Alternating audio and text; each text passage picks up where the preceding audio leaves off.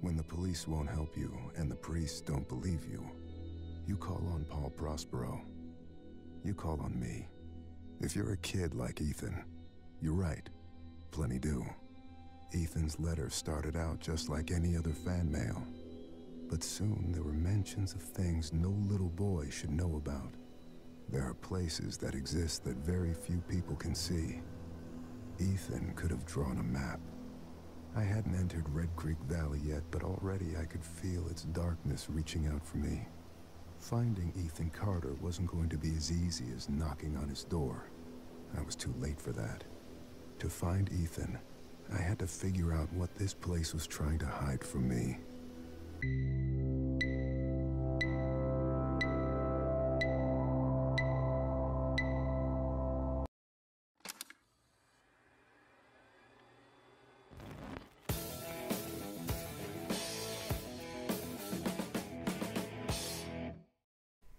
Hello and welcome to Quick Review, the brand new series in which I try to review a game in under 10 minutes. Today we're looking at The Vanishing of Ethan Carter by indie Polish studio The Astronauts.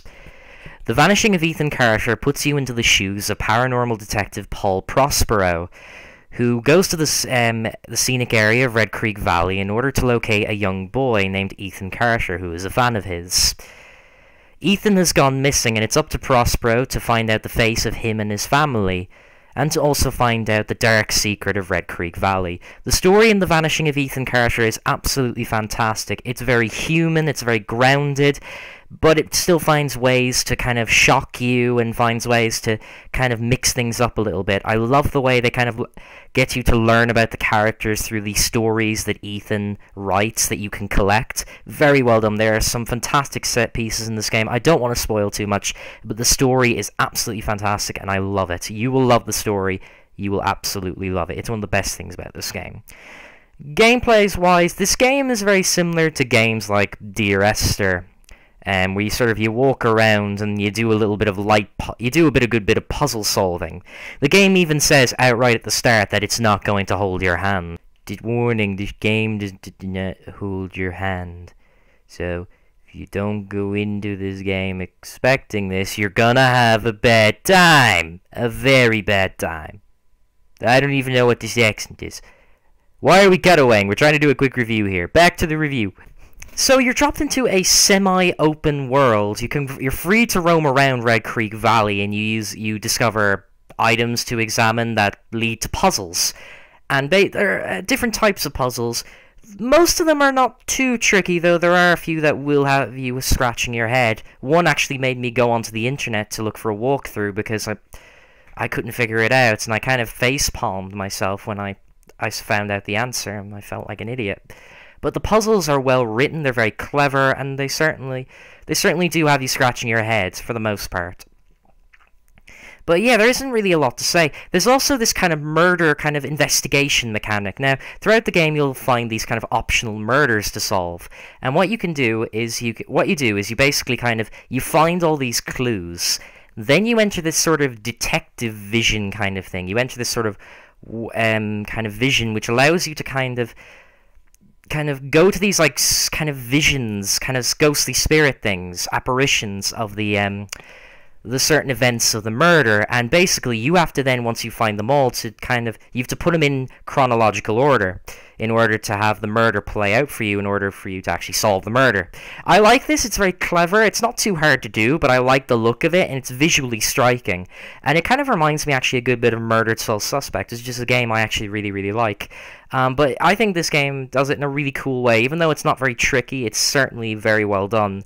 And I like it. I like it a lot. That's really it for the gameplay. There's a few interesting set pieces that do change things up, but I'm not going to say too much about them. You really need to experience them for yourself.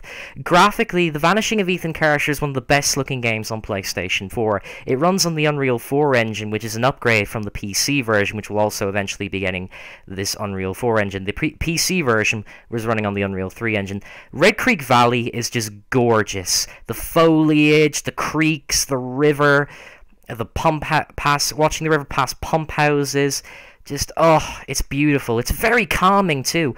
I just love it. Even though it's got a dark secret and has the kind of the beautiful exterior really calms you, and you feel at ease here. Even though a lot of bad things have happened and you're going to discover those things, and you have that feeling in the back of your mind, you still feel at ease. It's like this place can never really be harmed, if you get what I'm saying. It's really nice. I love it. Red Creek. I would love to kind of go on vacation in Red Creek Valley because it's just so peaceful. I love it. So anyway, yeah, it looks amazing. The textures are brilliant. As I said, the quality of the grass and the foliage is fantastic. The atmospheric effects, the lighting, everything is brilliant. And the game runs really smoothly. It runs at 60 frames per second. It does drop a few frames here and there, but it never goes lower than 50. So it stays around that area, though you do have the option with the recent update of putting a 30 FPS lock. Actually, the footage you're watching now in the review is played with the 30 FPS lock, and it does seem a little more stable, but I would prefer to play it with the unlocked frame rate. It looks visually better, and there's nothing wrong with the 30 frames per second version, but I don't know, it may be my eyes, but I feel like with the 30 frames per second, it kind of reveals more screen tearing, but that's probably just me. I don't know. Maybe you might be able to see it in the video. I don't know. You might. Even if I recorded this with the unlocked frame rate, you would see it in 30 frames per second, so you wouldn't know the difference unless I told you, which I'm telling you right now. I'm running it with the 30 frames per second lock. Anyway, besides that, yeah, graphically it looks amazing, runs really well. Sound quality is fantastic, the music is excellent, there's great atmospheric music that plays at times, the sound effects are really good, the voice acting's really good. There's a decent bit of voice acting, there's not a huge amount, but there's a good bit of voice acting. You have Prospero. Prospero narrates through the game, and he's a very interesting character. I like him, and I love his voice actor. He sort of has that kind of, you know, the hardened tone that a detective kind of needs, someone who's sort of been doing this for a very long time, and is sort of used to the horrors of crime, of kind of the world and of crime solving. I love the voice acting in general. It's really, really good. I mean, whoever the voice actors are, they did a really good job. They did an insanely good job. I'm pretty sure there are a load of unknowns. They did a great job, and they deserve their recognition. The sound across the board is fantastic. I'm struggling to think of any issues I really have with the game. I don't. The game just... I mean, I had a few glitches here and there, but I got stuck at one point, but that wasn't really much of an issue. I just reloaded my save and it never happened again. They fixed those kind of issues anyway with the recent update. The only thing I would say is that more like I would have liked to have seen like a kind of like this was one thing that was suggested to me on Twitter by someone who actually also played it.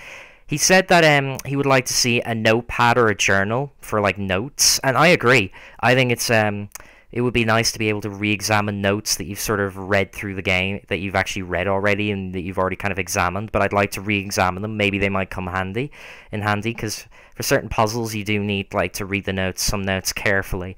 I'd also like to see some sort of inventory system, because you never get to re-examine an item once you pick it up, which kind of is a bummer, because I don't know, I just like seeing the items in detail, and I know that actually examining items isn't really important as long as you have the item, but still, that would have been a nice little thing to have as well, to come in handy again for puzzles, and to remind you of the items that you're currently carrying in case you've forgotten maybe something because you got lost, and it'll kind of give you a nice little reminder. But these are not problems, these are just little suggestions, things I would have liked to have seen. If they do make another game like this, maybe it's something they could do, I don't know. But otherwise, the game's absolutely amazing. This is easily my game of the year. The Vanishing of Ethan Carter is beautiful, it's got a fantastic story, it's got great music, the gameplay works really well, it's just overall a really, really good game. I think yeah, as I said, it's my favorite game of the year. I'm just so shocked at how good this is. It's amazing. It really shows the power of indie studios. I'm getting more and more impressed by indie studios, and it's really getting me into the indie gaming scene, because I've used to be kind of quite hesitant towards indie games, but now I love them. Indie games are fantastic.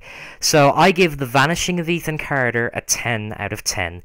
Thank you very much for watching this quick review, and we are just clocking in now. They're at around 9 minutes and 45 seconds. So wherever you are, take care.